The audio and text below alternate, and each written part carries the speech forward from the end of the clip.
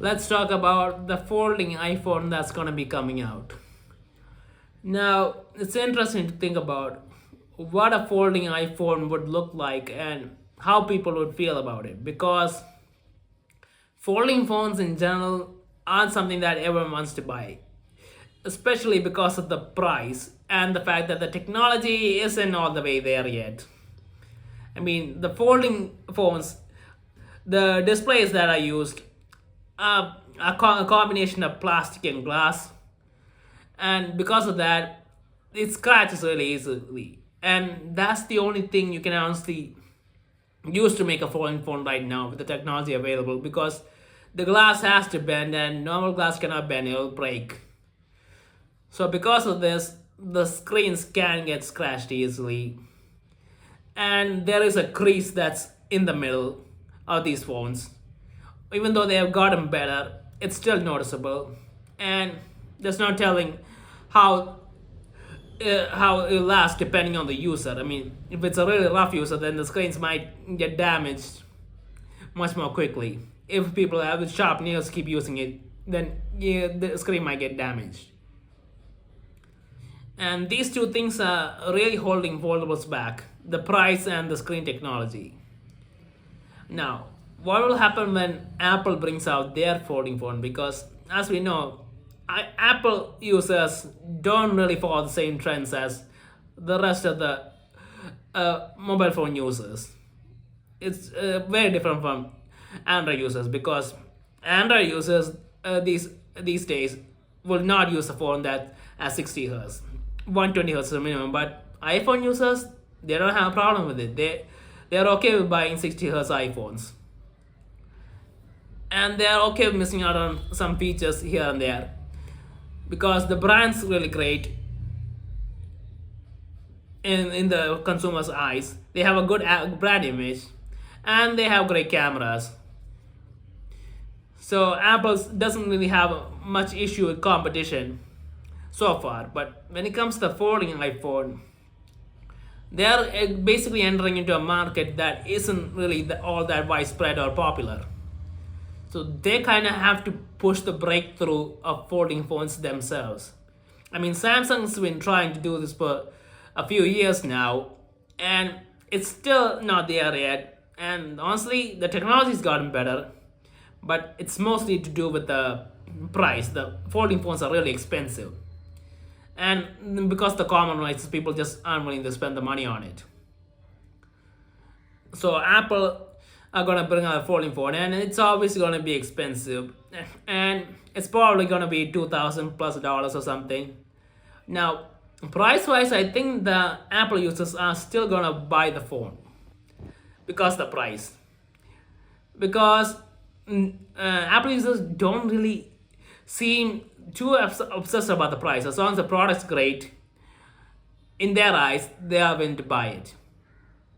So I think the price won't be an issue, but the utility of the phone, that's something that has to be concerning because as the technology of the other manufacturers right now, the displays can still get scratched. The batteries are a little smaller. I mean, sure, there's some new battery tech, but I don't know if Apple's going to be using it.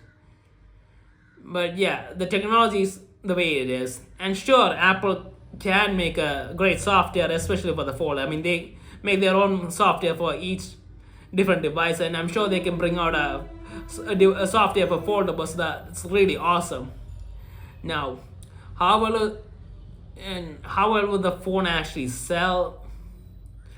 I'm wondering because if Apple managed to make foldables mainstream, then everyone's gonna start using them. That's just the way it is. Apple does something, everyone else will follow suit immediately, and the other brands will be more confident in bringing those things out.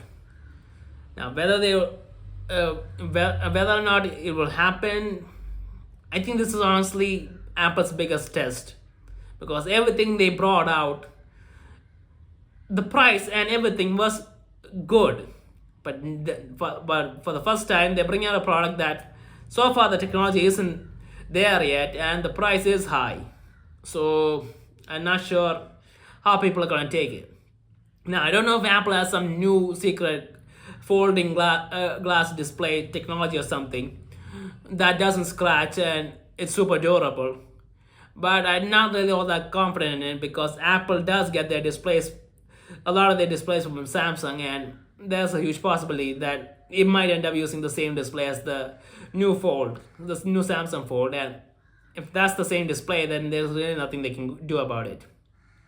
They can make the phone really powerful, put maybe great cameras in there, but as far as the display goes, it's still an issue. And I don't know if Apple users are willing to be able to put up with that glaring issue since it's such a big issue. It's not like the 60 hertz thing that you notice it, but it's not an issue. This is actually an issue on something you use every day. Imagine your screen completely scratched up. Your $2,000+ iPhone screen is completely scratched up. I mean, the look of the device is gone because of it, and there's nothing you can do about it. So yeah, it's a big problem, and I'm not sure if Apple can manage to bring out the cameras of the Pro series in it. They may have to make the back camera humps a bit bigger because to implement that, we'll have to wait and see. I mean, Samsung did it, and it does look a bit bulged out, and Apple, I don't know if they're gonna go down that route. But yeah, overall, it is curious to see how Apple is going to approach this since they have to be the leader in this situation. They have to make the thing mainstream. And it's a big challenge right now. And if any brand can do it, it is Apple. They've done it plenty of times. And I like to see how they do it because the technology just isn't there yet. And unless they can bring us something in the software that makes it so desirable that everyone wants to buy the phone just to use the phone, the software the way the phone is, unless they do a huge redesign of the software or something to make it a really incredible software, I don't know if it's going to be compelling enough even for the hardcore Apple users. Now, don't get me wrong, a lot of people are definitely going to buy it, but is it going to be mainstream? Other people who normally just buy the regular iPhones be interested in spending that much money on a folding iPhone? Even if it's a cheaper, but even if a budget version of that comes up for $500 cheaper or something, will the people who buy the regular models, which do sell a huge amount, and it's a good selling product, will they be willing to buy this regular iPhone? A regular folding iPhone with all the compromises in it. It is something we'll have to wait and see, and we won't have to wait long. Apparently, it's going to be coming out in 2026, although I don't think it's confirmed yet. Confirmed now. It was supposed to be coming out in 2025, but I think it's now 2026. But still, that's pretty close, and I'm excited to see what they come up with because Apple always brings something that's completely different from the competition that makes them stand apart, and they succeeded so far, so let's wait and see.